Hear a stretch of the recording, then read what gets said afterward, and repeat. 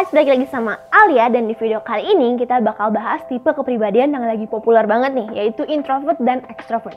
Gimana sih emang orang introvert itu emang harus diem aja atau orang extrovert emang cenderung rame? Nah, di video kali ini kita bakal bahas lebih dalam mengenai introvert dan extrovert dan bagaimana ciri-ciri extrovert itu dihubungkan sama bagaimana otak kita bekerja. Yuk nonton video ini sampai habis. Masuk ke pembahasan pertama, yaitu latar belakang munculnya extrovert dan introvert. Jadi, pada tahun 1900-an, ada seorang psikoanalis bernama Carl Gustav Jung yang memperkenalkan extroversion dan introversion. Nah, awalnya extroversion dan introversion ini belum menjadi tipe kepribadian, tapi masih bagaimana attitude seseorang saat menghadapi suatu situasi. Long story short, ini masuk menjadi tipe kepribadian manusia nih. Kalian tahu kan ada yang INTP, INTJ, ISTJ. Nah, huruf pertama INTP, ISTJ itu kan semuanya I atau E ya. Nah, I itu melambangkan introvert dan E itu melambangkan extrovert. Nah, masuk ke pembahasan yang kedua, yaitu apa sih sebenarnya introvert dan extrovert. Tadi udah dibocorin kan ya, kalau introvert dan extrovert adalah salah satu tipe kepribadian manusia. Nah, sebenarnya dalam diri kita ini punya kepribadian atau sisi introvert dan sisi extrovert. Jadi kita tuh kalau misalnya kalian pernah tes MBTI, kalau hasilnya udah keluar pasti kan ada ya, kita 75% introvert dan 25% extrovert. Jadi itu tuh komplement jadi 100%. Jadi nggak ada tuh 100% introvert atau extrovert. Adanya dominan extrovert dan atau dominan introvert. Kayak gitu. Makanya muncul juga namanya ambivert, bener nggak? Yang ada di tengah-tengah, yang balance antara introvert dan extrovertnya. Yang ngerasa kayaknya ciri-ciri extrovert tuh gue banget deh. Tapi ciri-ciri introvert juga gue banget deh. Makanya muncul ambivert.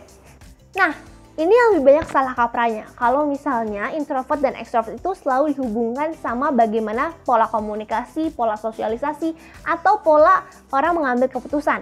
Sebenarnya dari apa yang gue baca, introvert dan extrovert itu lebih condong ke bagaimana kita mendapatkan energi kita. Jadi how we get our energy. Nah, dari gimana cara kita ambil energi itu baru namanya muncul pola komunikasi, pola kita mengambil keputusan atau sosialisasi kita. Jadi orang-orang itu selalu melihat hasilnya dulu, bukan intinya. Tapi intinya adalah sebenarnya bagaimana kita dapat energi. Kalau introvert recharge energy by spending time alone.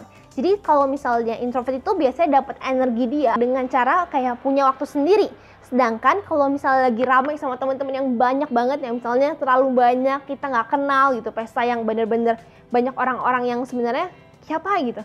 Nah, itu ada tendensi atau kecenderungan mereka bakal lose their energy gitu, kayak harus berusaha harus di situ, padahal sebenarnya nggak terlalu nyaman gitu. Kalau extrovert mereka dapat energi pas berkomunikasi atau lagi bersosialisasi sama orang-orang lain. Nah, makanya ada tendensi orang-orang extrovert itu suka banget sama keramaian, suka banget sama jadi pusat perhatian kayak gitu. Tapi kalau mereka ada di rumah sendiri bisa jadi nih mereka malah kehilangan kayak energi mereka, kayak kok bosen banget sih di rumah kayak gitu. Nah, gimana nih kalau orang-orang ambivert? Nah, kalau orang-orang ambivert itu bisa jadi ada dua posisi itu. Jadi misalnya pas lagi pesta, mereka tuh cenderung awalnya semangat nih, tapi nggak terlalu lama, nggak selama orang-orang extrovert. Kalau orang-orang extrovert kan excited terus nih. Kalau orang-orang ambivert kadang suka capek gitu loh, kayak pas awal-awal semangat, tengah-tengah tuh kayak wah bosen udah lah yuk gitu. Terus kalau misalnya lagi di rumah, kadang di rumah orang-orang ambivert juga bisa recharge energy by spending time alone.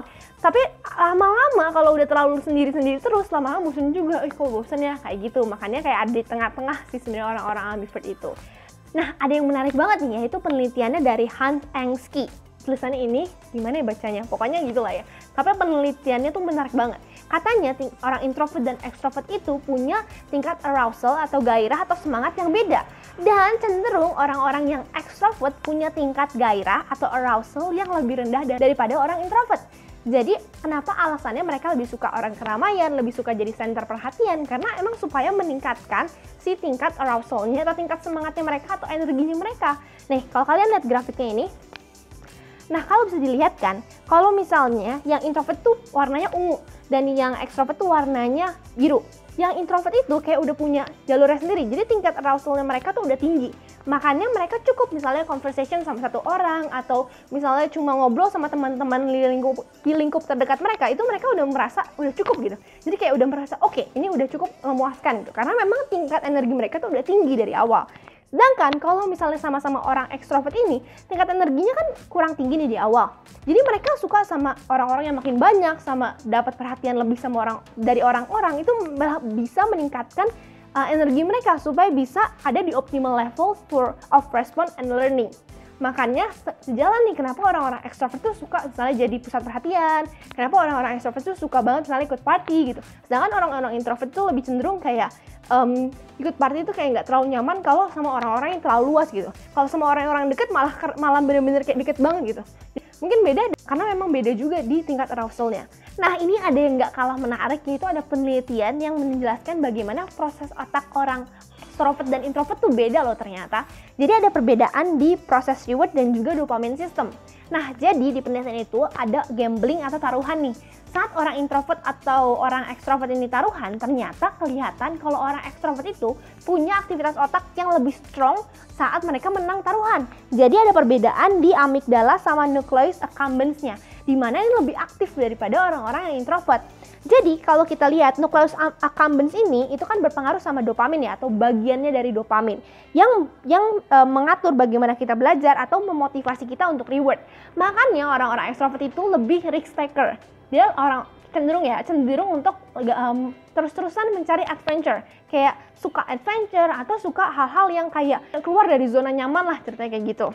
Nah terus juga sama amigdala, yaitu yang mengatur emosi. Makanya orang-orang yang extrovert itu kayak lebih rush emotion gitu loh. Kalau misalnya menang tuh kayak wah gitu, kayak heboh gitu.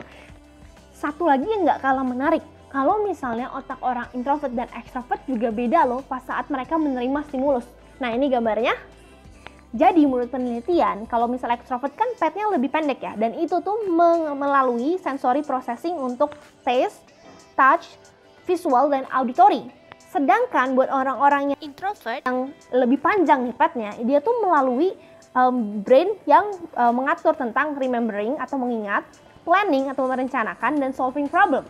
Makanya orang-orang introvert itu cenderung untuk kalau mau ngambil keputusan itu lama gitu, mikir dulu sebenarnya. Kalau mau ngambil A, itu kira-kira dampaknya apa ya? Sedangkan kalau orang-orang ekstrovert itu lebih cepat kalau ngambil keputusan, karena mungkin memang berpengaruh sama stimulus di otak mereka. Karena kalau di stimulus otak yang ekstrovert memang lebih pendek, sedangkan kalau yang introvert itu lebih panjang dan lebih ke orang yang kayak long term journey gitu. Sedangkan kalau misalnya ekstrovert itu lebih ke short term. Makanya kita juga harus tahu gimana untuk memperlakukan orang introvert dan ekstrovert. Selanjutnya nih, last but not least, kita kan tadi udah tahu kan ya ciri-ciri introvert, ciri-ciri ekstrovert berdasarkan bagaimana otak itu bekerja dan kenapa bisa mereka mengambil energi dari diri mereka sendiri atau dengan orang-orang lain kayak gitu. Nah ini kita sebagai lingkungan yang pasti kan punya temen dong, kita kan masuk makhluk sosial, punya temen yang introvert, punya temen yang ekstrovert. Nah kita harus tahu nih gimana sih care sama introvert dan ekstrovert.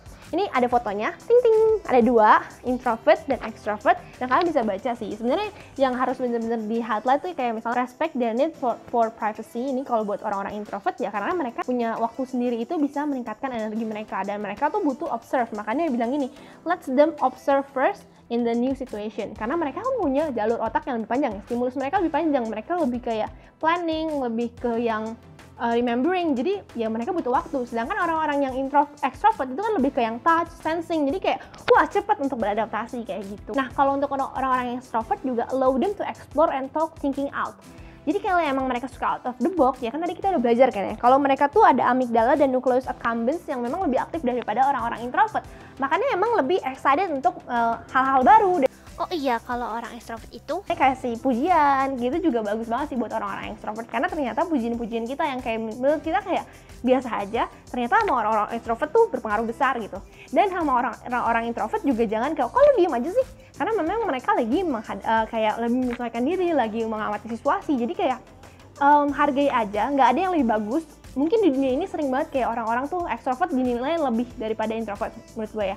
Karena mungkin orang-orang ekstrovert tuh jadi center. Tapi orang introvert juga punya kelebihannya. Jadi orang dengan dominan ekstrovert atau introvert itu punya kelebihannya masing-masing. Kalau orang introvert itu mungkin kalau ngomong tuh lebih dipikirin.